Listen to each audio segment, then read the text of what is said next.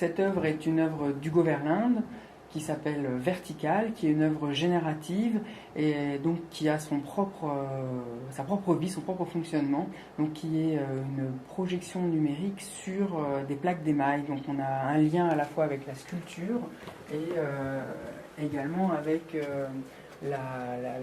l'algorithme qui est derrière, qui fait que l'œuvre a sa propre vie et propose des tableaux différents, et elle évoque la naissance du soleil, donc ce qui était avant même le soleil, avant l'astre solaire.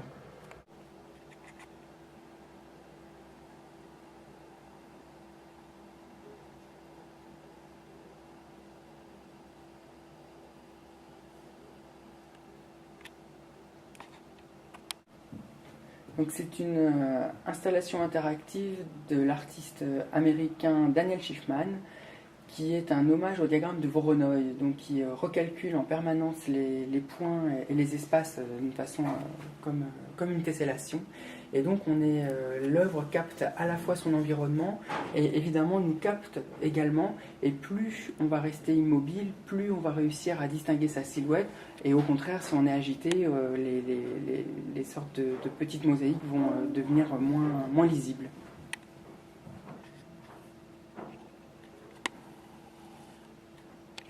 Donc cette installation est une œuvre générative d'Antoine Schmitt qui s'appelle Le Pixel Noir et qui fait explicitement référence au carré noir sur fond blanc de Kazimir Malevich. Donc ce qui est intéressant dans cette pièce, c'est qu'on voit comment finalement l'histoire de l'art peut aussi influencer l'art programmé.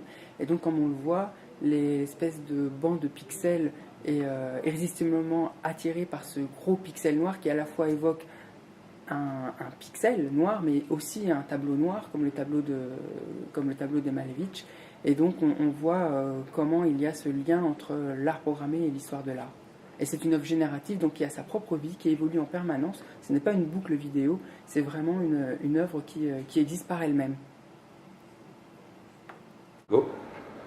C'est une installation de design interactif d'un collectif chinois qui s'appelle Supernature, et donc qui propose à travers cet objet différents types de tableaux numériques, à la fois des tableaux numériques qui sont juste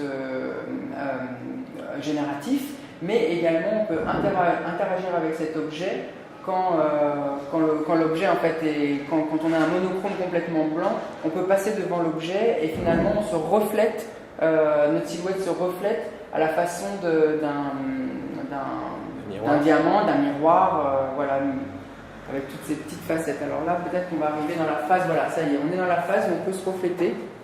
Donc vous voyez, on voit nos ombres lumineuses qui se reflètent sur cette espèce de miroir de design interactif. Avec Supernature, un collectif chinois qui travaille beaucoup avec justement autour du design interactif. Donc voici l'œuvre de Vincent Lévy, qui est une installation vidéo comportementale et donc qui est un miroir qui décide de refléter ou non son propre reflet, mais également qui reflète les fantômes du passé, les gens qui sont venus devant, les gens qui font partie aussi de l'histoire de l'artiste Vincent Lévy. Et donc du coup on rentre en relation avec l'œuvre par rapport à notre propre comportement, si on va être agité, si on va être au contraire plutôt calme devant l'œuvre. Donc là par exemple nous sommes dans une situation calme et donc notre image peut se refléter, mais dès que nous allons bouger un peu plus rapidement, nous allons disparaître ou alors devenir vraiment évanescents. Et alors ce qui est assez génial, c'est que cette œuvre est installée donc à l'extérieur, enfin dans le cube, mais ça reflète l'extérieur. Qui est passé tout à l'heure. Voilà, une personne qui est passée tout à l'heure ou une personne qui fait partie de l'histoire de l'artiste.